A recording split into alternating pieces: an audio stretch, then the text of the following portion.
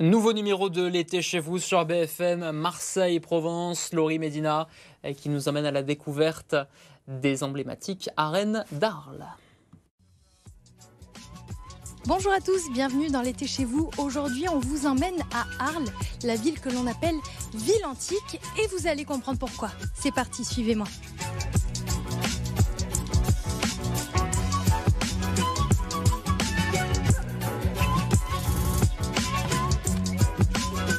Bonjour Christine. Bonjour, bienvenue. Donc on se trouve à Arles, devant une magnifique bâtisse. Qu'est-ce que c'est ? Alors ce bâtiment prestigieux, c'est l'amphithéâtre d'Arles, que l'on appelle aussi les arènes. Donc c'est un bâtiment de l'époque romaine qui date du 1er siècle de notre ère, les années 80-90 de notre ère. Et c'est un bâtiment où l'on faisait des combats de gladiateurs, des spectacles avec des animaux, et qui à l'époque antique avait une capacité de à peu près 21 000 spectateurs. Alors on connaît aussi les arènes de Nîmes, les arènes bien sûr de Rome. Quelle est la différence avec ces arènes ici ? Alors il est 3 mètres plus grand que les arènes de Nîmes, mais Nîmes a la particularité d'avoir un amphithéâtre mieux conservé. Et par rapport à Rome, on appelle l'amphithéâtre d'Arles le Petit Colisée parce qu'il a été construit peu de temps après le plus grand amphithéâtre du monde romain. Alors, petite anecdote rigolote sur ce qui se trouve derrière nous. Oui, les combats avec les gladiateurs vont être supprimés au tout début du 5e siècle. Et à l'époque, des gens s'installent dans des monuments qui sont comme abandonnés, entre guillemets. Et ça a été le cas pour l'amphithéâtre d'Arles, où s'est installée la cité arénoise. Donc au niveau de la tour, on voit les traces d'une église. Il y avait l'église de l'Escalade ou de l'Escaladé, dédiée à Saint-Michel. Il fallait escalader une échelle pour aller à la messe. Donc il y avait vraiment des personnes qui ont habité au sein des arènes. Oui, effectivement, c'était un quartier d'habitation avec la placette, les greniers, les pigeonniers et 4 tours de guet à l'origine pour protéger le bâtiment.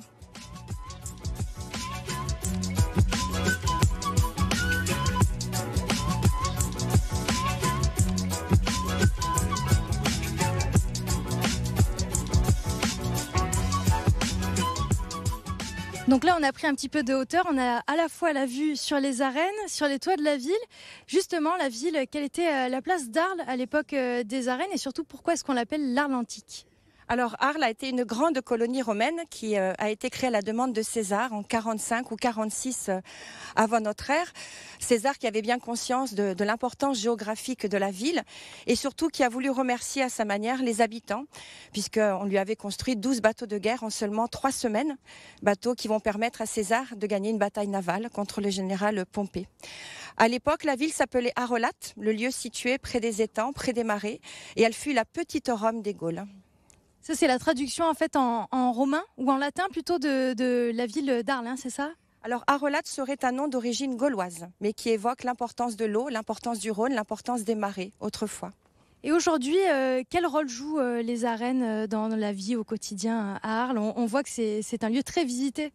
Oui, c'est le bâtiment le plus visité de la ville qui attire vraiment énormément de visiteurs. Et je dirais aussi que c'est le bâtiment auquel les Arlésiens sont le plus attachés.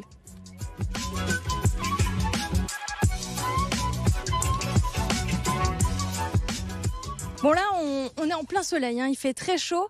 Il y avait une particularité ici dans les arènes d'Arles, c'est qu'à l'époque c'était recouvert, c'est ça ?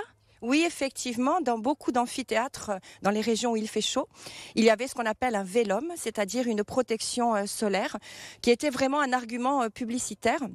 Et c'était donc une toile qui permettait de protéger du soleil, qui était en lin, qui était composée de toiles indépendantes, avec tout un système de cordage et de poulies pour pouvoir l'installer. Alors là, évidemment, il n'y a plus le vélum.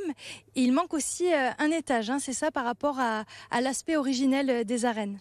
Oui, tout à fait. Il faut imaginer qu'à l'époque romaine, il y avait un 3e niveau. Et en architecture, on parle de l'attique, cet attique qui permettait justement d'installer le vélum.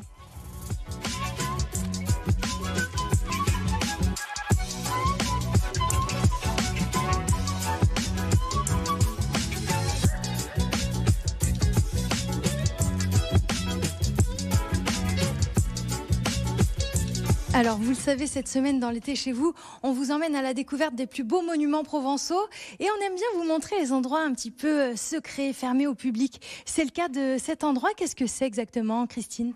Alors nous sommes dans un tunnel souterrain de l'amphithéâtre qui peut-être un jour sera mené à être ouvert au public, mais sans certitude pour l'instant. Il faut imaginer à l'époque romaine une galerie de circulation où on pouvait trouver les gladiateurs et aussi les animaux avant qu'ils n'apparaissent sur l'aréna, sur la piste. Donc là, c'était le lieu avant d'entrer en scène et puis peut-être de perdre la vie. Peut-être de perdre la vie, sachant que ça fait un petit peu partie des idées reçues et des fantasmes. La mort était loin d'être l'issue à chaque combat. La mort restait quelque chose qui était assez rare d'une manière générale.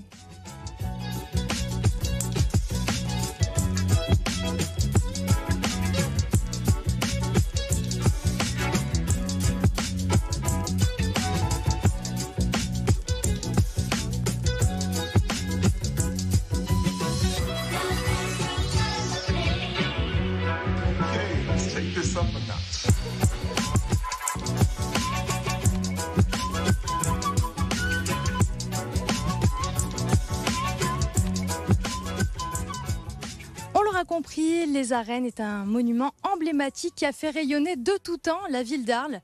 C'est un monument qui est aujourd'hui inscrit au patrimoine mondial de l'UNESCO. Comptez environ 9 € pour la visite. En tout cas, je vous remercie d'avoir suivi ce nouveau numéro de l'été chez vous et vous dis rendez-vous demain pour un nouvel épisode. Merci Laurie, Médina, et puis bien sûr vous pouvez voter sur l'appli et le site BFM Marseille-Provence. Regardez, là je suis sur le site de BFM Marseille-Provence, on va le voir dans un instant. Alors, parmi les candidats en liste, on a le Palais des Papes d'Avignon, le Château des Baux, l'Abbaye de Montmajour et les Arènes d'Arles. La réponse demain, on voit ce que ça donne. Ce soir, si je vote par exemple pour les Arènes d'Arles, on en est à, on va le voir ça dans un instant, on en est à... Alors 16% pour les Arènes d'Arles, si vous voulez voter pour elles, il faut les faire remonter. Pour l'instant, c'est les châteaux. Le château des Baux de Provence qui est en tête avec 44% des voix. On voit ça bien sûr demain dans l'été chez vous avec Laurie Médina. Vous pouvez revoir ce numéro avec bien sûr l'appli BFM Marseille-Provence.